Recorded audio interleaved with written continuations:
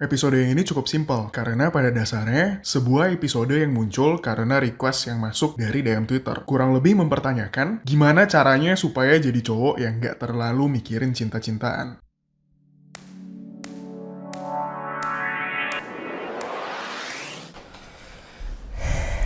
Episode 4. Gila, rapi banget nih kita nih tumben.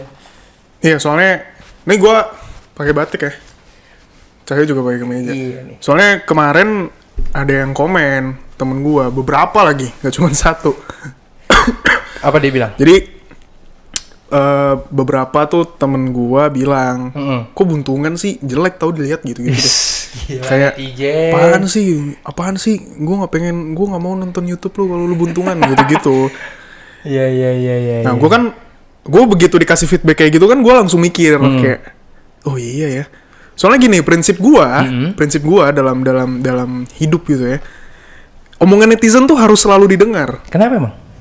Karena gue bisa makan dari omongan netizen. Ya.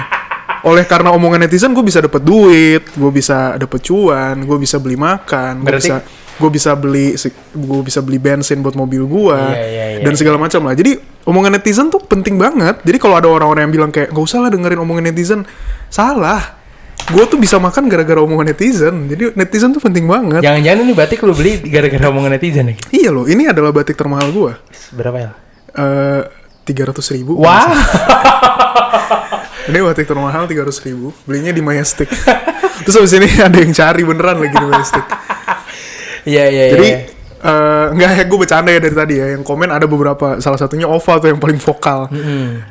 Ya oke, sekali-sekali lah kita rapi ya. Sekali-sekali. Tapi kita akan lihat nih akan bertahan berapa lama kita pakai. Ya prinsip gue kan ya, ketika kita rekaman ya sebenarnya pakai baju yang nyaman aja kan. Iya. Jadi orang-orang perlu paham bahwa oh ya sorry, ini ada yang dengerin di Spotify juga ya, maaf ya. Iya. Yang di Spotify mungkin gak relate. Ketika kita rekaman YouTube itu perlu dipahami bahwa ini sebenarnya Spotify yang rekamannya dibawa ke YouTube gitu. Iya. Jadi kita tuh bukan bikin konten YouTube sebenarnya. Sebenarnya ini adalah Seperti biasa kita bikin ya, untuk kita rekaman Spotify, cuman ya direkam aja Ya, gitu biar ada orang. visualnya. Karena ternyata gue baru tahu tadi ada yang ngasih feedback juga kalau gampangan ngakses YouTube, gue nggak tahu kenapa. Kalau gue ya kalau misalnya ditanya lebih gampang Spotify sih. Nah itu gue juga lebih gampang Spotify. Mungkin orang ini yang bilang gampangan akses YouTube tipikal yang kuotanya tuh lebih dari 20 giga sebulan ya. Atau yang gratisan YouTube kan ada beberapa yang gitu. Iya. Episode ini kita akan jawab pertanyaan. Balik lagi, oke. Tapi bukan soal matematika ya. Nah, apa nih dari siapa nih? Dari namanya Fatah. Fatah bukan LL. Itu apa ya LL maksudnya? Nggak tahu. Fatah bukan LL. Ya Fatah dari ya Fatah sama LL Emang bukan. jauh. Iya jauh. Oke. By the way, gue pendengar podcast lu nih bang. Kalau boleh saran nih, bahas prinsip pemuda yang kagak mau cinta-cintaan dong. Pengen kayak Bang Noel nih gue. Jadi sekarang tuh lu nggak tahu gue kayak gimana. Seolah Noel adalah representasi pria yang tidak peduli dengan cinta-cintaan ya, seolah-olah ya. Nah, gue nggak paham dong. Iya. Nggak mau cinta-cintaan tuh gimana? Maksudnya gue hidup sendiri seperti yang lu bilang sebelumnya, bang, membelah diri. Gitu. Enggak kan? Terus gue tanya, yang nggak mau cinta-cintaan tuh gimana maksudnya? Nggak mikirin cewek mulu, maksudnya gitu. Terus dia bilang, iya, nggak mau mikirin cewek. Ya pengalaman Bang Noel pribadi aja lah, prinsipnya gimana. Siapa tahu ada rumus matematikanya juga. Tunggu, kan? Berarti dia bilangnya pendengar podcast kita. Pendengar podcast. Berarti dia nggak denger yang pas lo nganterin cewek lewat Starbucks keliling. Iya kan, gue nggak tahu. Ya berarti dia belum denger tuh. Cuman kan mungkin mindset dia karena gue jomblo dan maksudnya gue nggak yang kayak gimana banget gitu loh sama. Nggak bucin lah. Ya nggak apa ya. Gue sih ngeliat soalnya kan ada orang yang kayak terlalu ini sama kejombloannya gitu ya. Gue jomblo tapi maksud gue ya udah. Nikmati aja jomblonya, bukan berarti nggak mikirin cinta banget. Nah oke. Jadi sekarang gue mau sharing gimana caranya katanya jadi cowok yang nggak mikirin cewek, yang nggak cinta-cintaan. Sebenarnya gini, gue udah nge-tweet juga, gue mikirin cewek, tapi ceweknya nggak mikirin gue. Gue mikirin ceweknya nggak mikirin gue. Bertepuk sebelah tangan. Sesimpel itu. Dan gue alami berkali-kali. Makanya orang ngelihatnya oh nggak mikirin cewek, enggak, ceweknya nggak mikirin gue aja. Cuma nggak lo expose aja kan? Iya, nggak gue expose. Oke, jadi gini. Ini gue udah nulis nih supaya nggak salah ngomong. Jadi menurut gue masa-masa lu single itu adalah masa-masa lu persiapan untuk berpasangan. Iya, setuju. Masuk Lu, akal. lu pernah dengar nggak ada orang yang bilang masa damai itu adalah masa persiapan buat perang? Iya. Iya kan? Iya, iya, Nah, iya. sama menurut gua. Jadi ketika gua single tuh sebenarnya gua bersiap-siap untuk kalau gua punya pasangan gimana. Tapi bukan berarti fase memiliki pasangan bersiap-siap untuk menjadi single kan? Mungkin juga bisa. Jadi kalau yang dengar ada yang berpasangan, siap-siap jadi single ya. Mungkin kalian harus siap-siap. Oke, jadi gini, kita kan udah pernah bahas. Gue pernah bilang bahwa kalau buat gua, ketika gua pacaran kan kita udah pernah bahas tuh, yang serius sama cewek kan. Iya. Jadi ketika gua berpasangan tuh sebenarnya gua udah harus serius. Iya. Jadi sebelum gua menjalani hubungan yang sangat serius ini ya, sebaiknya gua udah siap. Nah, mungkin gini kali ya. Memang banyak banget, lumayan cukup banyak orang-orang yang kalau lu udah pasti nggak relate lah, lu udah nggak pernah lagi curhat ke gue tentang cewek. Iya, karena kalau lu curhat tentang cewek, bahaya. Wah, Itu salah jadinya. Kalau misalnya gue curhat tentang cewek, berarti gue lagi ada fase bersiap-siap untuk menjadi single lagi. Dan itu Padahal jangan kan lu sampai. bisa curhat cewek kan Syera. Iya juga ya. Nggak, Cahyo nggak pernah curhat. Syera juga nggak pernah sih. Ya kalau tiba-tiba Syara curhat sama lo nggak bilang gue sih bahaya ya. Loh, aduh, gue hapus DM dulu ya. Oke, jadi gini. Ini adalah jawaban template ketika banyak kan teman-teman gue entah cowok entah cewek yang kadang suka curhat gitu lah. Jawaban template gue tuh biasanya gue selalu bilang bahwa ketika lu single, ketika lu jomblo, lu fokus untuk jadi best version of yourself. Iya, jadi kita mempersiapkan diri kita dulu lah ya. Ya, jadi maksud gue best version of yourself tuh apa ya? Lu jadi orang yang menurut lu versi terbaik ke lu gitu. Gue cuma menerjemahkan doang. Dan gue juga cuma meluruskan doang.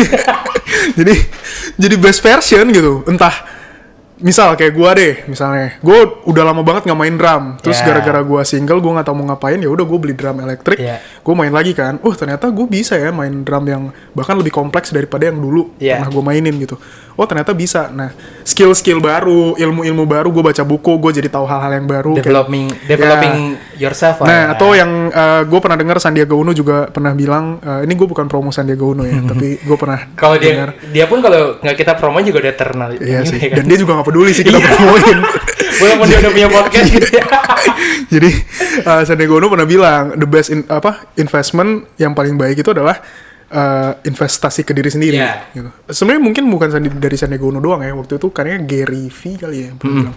Nah, itu satu prinsip gue. Jadi ketika gue jomblo, ketika gue single ya gue benar-benar explore apa aja hal-hal yang gue bisa lakukan gitu. Dan itu yang seharusnya dilakukan sama orang-orang yang masih menurut single. Menurut gue begitu. Iya kan? Oke, terus yang kedua, ketika lu single, menurut gue lu harus kenalin diri sendiri dulu. Jadi proses lo menjadi best version, kan best version tuh kayak gue misalnya dari gue baca buku, terus ternyata gue bikin video, dan ketika gue bikin video ternyata gue baru tahu ternyata gue bisa ya bikin narasi kayak gini gitu. Dan menemukan ibaratnya mungkin skill-skill yang selama ini tidak pernah terbayangkan. Betul. Dan ya gue jadi amazed juga. Ternyata gue bisa ya nulis. Kadang gue kalau nonton video gue bisa bikin kayak ginian ya. Dan berarti ketahuan nih, lu narsis berarti. Maksudnya lu memuji diri lu sendiri kan, secara tidak langsung kan? Beda. Kalau narsis ya? kan everything tentang lu. Kalau gue kan nggak gitu. Iya. Justru ketika lu mengapresiasi diri sendiri, itu penting. Lebih itu penting. Gue lebih mengapresiasi. Ternyata gue bisa bikin gitu. Beda kalau narsis tuh gini, video gue yang paling keren. Nah itu narsis. Statement. Itu udah narsis tuh. Iya. Atau juga narsis. Oke, jadi tapi gue mau nggak, jangan, stop. Jangan ya. Udah. Maaf, Pak. Itu menurut gue. Jadi ketika lu single ya lu harus mengenali diri lu sendiri dengan lebih baik. Nah itu juga semuanya proses, dan itu terjadi ketika ya lu berusaha untuk jadi best version of yourself. Karena gini, prinsip gue adalah gini, kalau lu bahkan gak kenal diri lu sendiri, gimana caranya lu mengenal orang lain? Iya gak sih? Iya. Dan gimana caranya ketika lu ada kesempatan ketemu orang lain, lu memperkenalkan diri lu ke orang lain? Ya, itu satu. Ya kan? Yang kedua, kayak kalau lu PDKT atau lu mau jadian sama cewek, kan lu harus mengenal cewek itu. Iyalah. Tapi bagaimana lu bisa mengenal orang lain kalau lu sendiri belum kenal diri lu? Iyalah. Gitu. Dan jangan, dari tadi kita mungkin terlalu fokus ngomongin skill gitu ya. Nggak cuma terbatas di skill doang, tapi kayak kalau lu emosi lu tuh gimana sih cara Problem solvingnya lah ya. Ya kayak gue kemarin gue menemukan bahwa kalau gue insecure ternyata cara menyelesaikannya adalah dengan meditasi. Dan lu merasakan diri lu pernah insecure. Pernah, pasti. Tapi lu tidak melampiaskan itu di media sosial. Enggak, satu atau apa itu enggak. Gue selalu berusaha untuk solve by myself gitu sih. Karena lu pernah bilang di episode sebelumnya, karena kita nggak bisa ngontrol respon orang lain. Betul. Jadi sebisa mungkin gue solve by myself. Dan salah satu hal yang gue temukan ya mungkin ada, gue kemarin sempat ngobrol sama Bor juga. Gue bilang juga sih, Borneo. Iya. Iya, gue kemarin kalau gue insecure gue meditasi, bener-bener. Dan meditasi tuh menurut gue helps sih. Iya. Kayak ya lu fokus, lu nggak mikirin apa-apa, lu bengong. Gue nggak tahu kenapa bengong tuh enak banget. Terus lu napas, napasnya teratur. Itu tuh kayak ketika gue buang napas tuh kayak gue membuang energi negatif gitu-gitu lah. Kayak iya sih. Ini gue ngomongnya udah kayak orang halu ya. Mentang-mentang pakai baju batik, rapi, gila dong. Harusnya gue pakai baju oranye kayak biksu gitu. Gue pengen kok tapi jadi biksu kayaknya seru deh. Nah, itu sekarang yang ketiga ya. Yang gue temukan dari orang-orang yang curhat sama gue, banyak yang berpikir bahwa kekosongan diri mereka itu adalah karena mereka tidak punya pasangan. Bukan berarti, tapi kalau misalnya punya pasangan bukan berarti, misalnya punya pasangan juga akan ada kemungkinan dia kosong kan? Betul. Nah itu salah dong. Berarti kekosongan diri lu, hal yang lu rasa kayak, aduh gue hampa banget nih. Itu bukan karena lu tidak punya pasangan. Iya. Tapi ya itu adalah fase hidup lu aja. Iya, proses aja. Itu tadi nyambung sama yang gue bilang, gue solve dengan diri gue sendiri kan. Karena menurut gue kekosongan apapun, insecurity, kekosongan apapun yang gue rasakan hal-hal negatif itu harus di-solve oleh diri gue sendiri. Dan itu tetap akan berlaku ketika nanti misal punya pasangan. Jangan lu melimpahkan segala sesuatu itu ke pasangan lu gitu. Tapi itu bukannya berarti lebih ke egois ya? Maksudnya diri sendiri lu nggak melibatkan orang lain. Tapi kan kita solve masalah kan. Kalau solve masalah, kalau bicara konteks membagi kebahagiaan, enggak gue sendiri. Iya. Kalau membagi kebahagiaan ya gue pengen semua orang bahagia. Berarti juga. ibaratnya lo tidak ingin membagikan penderitaan. Mungkin kayak gitu ya. Kayak misalnya waktu gue ulang tahun beberapa tahun yang lalu, waktu kita masih party-party. Iya sih. Ya kan, gue book tuh. Iya. Udah ayo kita senang-senang. Ini nggak perlu gue buka bilnya kan. Jadi ya gitulah. Yeah. Jadi kalau kebahagiaan gue bagi. Yeah. Tapi kalau masalah yang menurut gue bisa gue solve sendiri ya gue solve sendiri. Gak bisa bohong juga ya, mungkin beberapa suka ada gue cerita ke teman gue juga sih, ya beberapa yang dekat lah. Tapi ya mostly sih gue solve by myself. Yeah. Jadi menurut gue ketika lu merasa kosong tuh bukan berarti karena lu nggak punya pacar, bukan. Justru lu harus mencari cara gimana lu bisa solve itu gitu. Berarti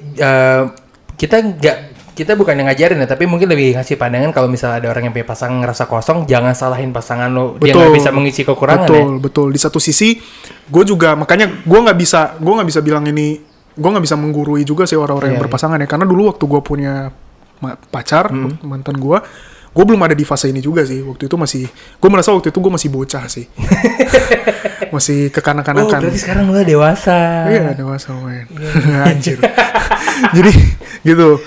Oke, terus tadi kan dia nanya ya, ada nggak hitungan matematikanya? Anjir, sekarang semua orang tuh nanya ke gue ada hitungan matematikanya apa enggak? Ya karena lu selalu membuat konten based on matematika. Menurut gue mungkin ada di alam bawah sadar gue ya, karena gue berkaca dengan hubungan sebelumnya. Ketika gue punya pasangan, ada kayak naik turun emosi gitu loh. Iya pastilah. Nah ini gue salah satu hal yang gue sering banget juga ngomong ke Tania Winanto nih, gue selalu bilang ke dia, emotional attachment tuh menurut gue sucks. Gue selalu bilang gitu, emotional attachment tuh sucks banget. Berarti kalau misalnya lu berhubungan seks dengan someone nantinya, berarti bukan karena emosional dong? Ya gue nggak tahu. Nggak, justru gue kenapa emotional attachment tuh sucks menurut gue karena nagih gitu loh. Jadi gue sempat ada di fase putus kan.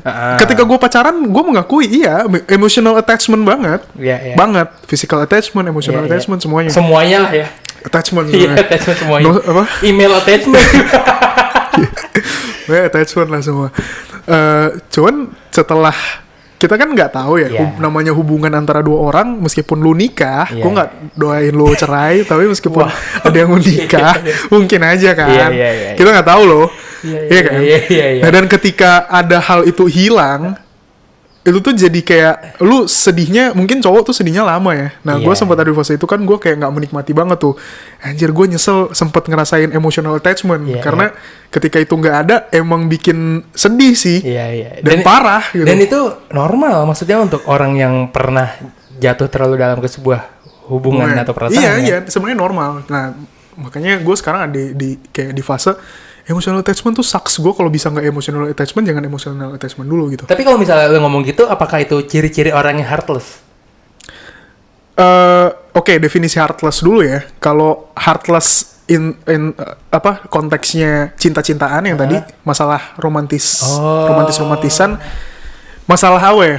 Couple, pasangan gitu ya. Relationship. Ya iya, mungkin gue sekarang di fase yang nggak dulu lah, kayak gitu. Tapi kalau heartless yang kayak gua empati sama orang ya kan nggak mungkin. Itu kan kalau kemanusiaan gue sangat empati. Tapi kalau misalnya bicara soal pasangan kan, ya balik lagi karena berpasangan itu kan lu ada 2 orang nih. Nah ini gue orang yang kedua ini kan yang kita harus menyesuaikan. Terus belum lagi yang gue bilang tadi, naik turun emosinya. Terus gue kalau mengingat-ingat, kayaknya dulu emang waktu gue pacaran gue nggak ada growth apa-apa gitu. Udah cuman attachment-nya doang tanpa menghasilkan apapun gitu. Jadi ya emang lu pengen ngasilin apa? Anak kan nggak mungkin juga kan. Waktu itu gue juga nggak pengen ngasilin itu sih. Ya kan nggak mungkin. Ini gue menyelamatkan lo nih. Memang tidak mau menghasilkan apa-apa. Iya. Nggak, maksud gue di finansial gitu. Terus belum lagi resiko-resiko yang terjadi gitu-gitulah. Menurut gue sekarang adalah fase meminimalkan itu dulu. Tapi itu gue kalau orang lain nggak relate ya nggak apa-apa. Ya, karena orang lain pasti fasenya juga berbeda. Ketika tadi lu ngomong, ini agak sedikit mundur, lu fokus ke diri lu sendiri, kenali diri lu sendiri. Bahkan ada loh orang di luar sana yang jomblo justru mengisi waktunya tuh dengan hal-hal yang tidak seperti itu. Dengan tidak seperti itu tuh gimana? Misalnya, galau terus-terusan, habis itu menyalahkan diri sendiri, gitu-gitunya loh. Jadi, betul, dan galau, terus kekosongan yang terjadi, terus insecurity dan segala macam yang lu rasakan. Gue juga pernah kok ada di fase kayak, emang cewek udah nggak ada yang mau sama gue ya? Pernah. Dan sampai sekarang kayaknya. Iya, dan sampai sekarang gitu. Jadi semua ini adalah bohong sebenarnya. Ini semua adalah cover up. Karena sebenarnya cewek udah nggak ada yang mau sama gue gitu. Ladies di luar sana.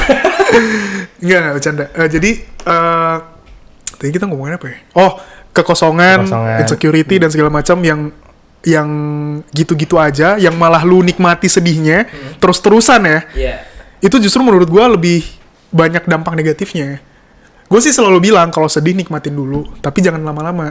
Iya, karena itu adalah fase kehidupan. Ketika lu sedih justru kadang gue kalau sedih malah kayak jadi dapat insight inspirasi baru kan? Ya, terus tiba-tiba gue bisa solve problem matematika apa gitu. Ibarat tapi kalau misalnya Nel ngomong tentang matematika, gue pernah inget banget siapa ya, kalau nggak Zari Hendrik, Raditya Dika gitu, dia bilang kesedihan adalah bank konten penulis. Betul. Mutia juga pernah bilang itu. Oh iya, Mutia juga ya. Mutia teman gue, dia juga bilang justru penulis tuh paling produktif kalau mereka galau. Dan biasanya sedih. Coba deh lu perhatiin deh, Awkarin jadi terkenal banget karena konten sedih-sedihnya. Iya, betul. Itu dari segi mungkin negatif side-nya ya, tapi kan kalau misalnya kita ngambil positifnya, dari sedih itu apa yang bisa lo ambil gitu. Nah itu contohnya Awkarin kan, gara-gara omongan netizen kaya dia sekarang. Iya, sekarang kaya banget. Oke, jadi gitu ya. Dan gue sebenarnya ada tuh gue tulis, gue pengen mungkin supaya kita bisa berpikir lebih berkualitas gitu ya. Emang selama ini nggak berkualitas? Jadi kenalin diri sendiri tuh gue selalu suka dengan mengaitkan ini dengan konsep filsafat. Apa tuh? Jadi ada 2 pandangan filsafat yang berkembang di dunia ini tentang keberadaan manusia. Ini dari Yunani apa bukan nih? Satu dari Yunani, satu dari Eropa. Jadi dari Yunani itu salah satu pencetusnya Plato, tapi menurut beberapa literatur sih sebenarnya udah dari gurunya kan Socrates. Jadi dari Socrates turun ke Plato. Nah, tapi yang menyuarakan vokal tuh adalah Plato. Plato bilang bahwa manusia, dia tuh mengemukakan konsep esensialism namanya. Definisinya dulu deh, mungkin ada yang belum ngerti nih. Esensialism tuh esensi. Jadi kayak kalau lu punya pisau, ada 2 nih pisau. Pisau itu kalau lu punya 2 pisau, yang satu gagangnya besi, yang satu gagangnya kayu. Lu tetap bilang itu pisau nggak? Tetap. Kenapa lu tetap bilang itu Karena pisau? Karena fungsinya untuk memotong. Berarti ada tajamnya itu kan? Ada tajamnya. Apa sih blade bahasa Inggrisnya, tapi bahasa Indonesia apa tuh ya? ya blade itulah. Mata ya, pokoknya Ya, untuk memotongnya ya, lah. untuk motongnya. Ah. Berarti esensi dari pisau adalah blade-nya itu Iya, kan. fungsinya Nah, kan. Itu esensinya. Oh. Itu essentialism. Nah, Plato berpandangan bahwa manusia juga punya essentialism masing-masing. Oke, Jadi kasarannya gue punya esensi gue, lu punya esensi Iya, lu. Misal esensi gue apa?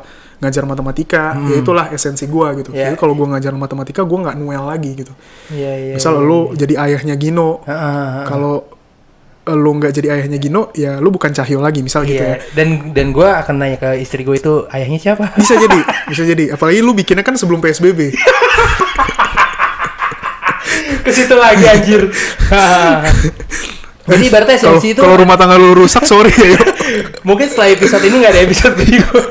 Nggak, tapi berarti Si Syara langsung, udahlah kamu gak usah temenan sama Noel ya. soalnya dia udah ngebongkar rahasia Iya aku. parah. Jadi esensialisme. Aku kan cuma lewat DM bilangnya, kenapa jadi ngomong ke Cahyo ya. jadi bahas istri gue. Jadi esensialisme itu adalah porsi atau fungsi si manusianya itu ya. Ya, tapi kalau essentialism dibawa sama yang tadi gue bilang, Plato berpandangan bahwa sebelum manusia lahir, manusia itu sudah punya esensinya. Oke. Jadi sebelum waktu lu masih direncana orang tua lu untuk dibuat, masih kayak, ntar malam kosong gak ya? Ntar malam kuy. Ntar malam skuy. Nah, jadi sebelum lu lahir, lu tuh udah ada esensi sebenarnya. Iya, Nah, tugas manusia itu adalah mencari esensi dirinya tuh apa. Jadi kalau lu, mungkin ada beberapa yang pernah dengar ikigai, mungkin kayak gitu kali ya. Mencari ikigai mungkin beda konsep lah. Dan setiap orang cara mencarinya beda-beda. Betul. Fasenya pasti beda-beda. Ya, nah itu konsep essentialism. Essentialism. Existentialism itu men-challenge idea of essentialism. Misalnya contoh simpel Jadi dia kayak tadi. challenge-nya gini. Kalau Plato kan bilang, Aristoteles dan Socrates bilang kita udah punya esensi baru lahir. Jadi ibaratnya gue tuh lahir ke dunia dengan tujuan. Iya, ada tujuannya Iya, masing-masing memang tiap gue tuh orang. lahir sudah ada tujuan. Gue akan jadi apa di dunia ini Iya. gitu. Nah, Jean-Paul Sartre, gue nggak tahu gimana cara. Pokoknya kalau ada yang anak filsafat yang mau benerin gue, silahkan ya. Spellingnya Ya, gimana? Paul Sartre lah. Gue sebenarnya agak ngefans juga sama dia. Nah, dia yang salah satu yang mengemukakan si existentialism. Itu agak beda. Existentialism konteksnya, existentialism itu prinsipnya, lu lahir dulu ke dunia, baru lu meng-create esensi lu sendiri. Dan itu tergantung dari lingkungan berarti. Pokoknya lu create esensi lu sendiri. Oh, dari Jadi orangnya itu. esensi gua bukan sesuatu yang gua lahir udah ada esensinya, bukan. Tapi gua buat sendiri. Iya. Jadi lu paham ya Iya, perbedaannya. paham. Nah gitu. Tapi kan balik lagi ya, esensi itu yang selalu kita cari kan. Iyalah. Nah itu yang ya itu cuman intermezzo. Anjir, intermezzonya filsafat sih. 5 menit sendiri. Oke, udah. Nah, terakhir kali ya. Gue paling cuman mau bilang kalau buat yang denger, semua apapun itu, hal yang gue share pun gue dapetnya bukan instan, tapi semuanya by proses ya. Ya, beberapa teman dekat gue, ya Cahyo juga pasti tahu lah. Karena gue ada fase bandel. Perlu diceritain? Nggak usah ya? Nggak usah. Kita tidak perlu cerita detailnya. Oh, iya. Cukup ini adalah konsumsi Karena beberapa orang aja. tadi kita di awal juga udah pernah bilang, udah bilang gitu, Noel hanya membagikan kebahagiaan. Bandel itu adalah penderitaan. Ada bahagianya sih. Bahagia buat lo, penderitaan buat orang. Tapi kalau gua share bahagianya nanti dikira sombong. Oh iya, gitu. jangan. Pokoknya ada fase bandelnya. Ya beberapa teman-teman gua tahu lah gimana Iya, bandelnya, fase-fasenya. Waktu itu jadi pelarian juga, which is ternyata nggak positif juga. Dan itu ketahuan setelah lo mengalaminya. Iya, setelah Ya kan? gua terjun, Ah. sat. Iya. Wah, ternyata gelapnya di sini. Wah. Nggak, gue happy, tapi ternyata kebahagiaannya tuh, happiness-nya tuh cuma sementara. Iya. Disitulah gue sadar bahwa ternyata happiness itu lu yang create sendiri. Makanya tadi gue bisa bilang, kalau lu merasa kosong, yang mengisi itu adalah diri lu sendiri sebenarnya. Tuh, satu. Kedua, abis itu gue masuk fase tobat. Oh. Jadi semua kata-kata bijak, itu di fase tobat tuh. Oh, ternyata gini ya, gue mikir kan tadi. Kayak, Dan gue nggak tahu ya, ini kalau gue boleh memprediksi salah satu fase tobat lo setelah lo membaca buku The Monk Who Sold His Ferrari. Itu memperkuat. Memperkuat ya? Itu memperkuat. Tapi sebelumnya sebenarnya ada lah udah. ya, ada beberapa lah ya. Ya, itu memperkuat sih. Terus fase merasa, jadi mungkin ada yang bertanya, ada yang suka mungkin nyinyir juga kayak, lu mah nggak pernah ngerasa ditolak cewek kan? Ya, gue pernah kok ngerasa ditolak cewek. Belum pernah sih sampai ditolak banget ya. Maksud gue kayak gue nembak terus ditolak sih belum. Resolusi Tunggu kali deh, kalau misalnya lu kan bilang nembak ditolak belum, itu adalah fase ditolak banget. Iya. Berarti lu ditolak sebelum nembak gitu? Menurut gue sih. Itu lebih banget, El. Iya kan? Nah justru iya dong. Iya kan? Iya. Jadi gue pernah di fase yang lebih parah dari lu ditolak pas nembak dong berarti. Berarti kalau misalnya orang lain merasa dirinya adalah orang yang paling sial karena ditolak, lihat tuh Mel nih. Iya, serius. Belum nembak aja udah ditolak. Iya, gue pernah.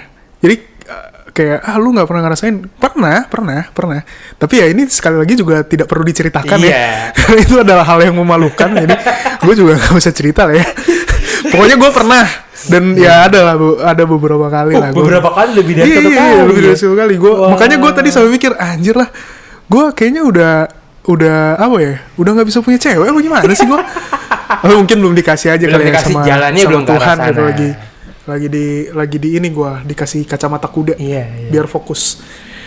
Nah, waktu merasa ditolak pun menurut gue itu adalah hal yang justru buat gue jadi apa ya? Jadi salah satu pancingan untuk gue belajar cara solve insecurity. Karena kan setelah lu ditolak pasti lu insecure dong. Iya, kayak gue salah di mana nih? Iya, gue salah di mana? Gue kurang banyak sih.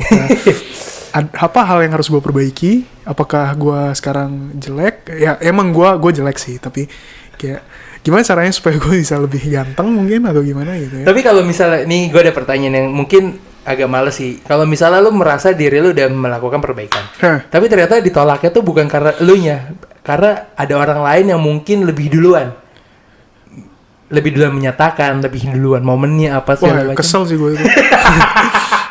Kesel. Jujur sih kesel sih gue. Misalnya nih, lu kan udah ada fase mengenali diri lu sendiri, fokus, be your best gitu. Terus habis itu apa lagi tadi? Perhitungan resiko apa segala macam. Tapi begitu pas udah momennya, ternyata lu kalah start. Dan tiba-tiba cewek itu bilang, selama ini kemana? Waduh, itu males ya. Bodoh.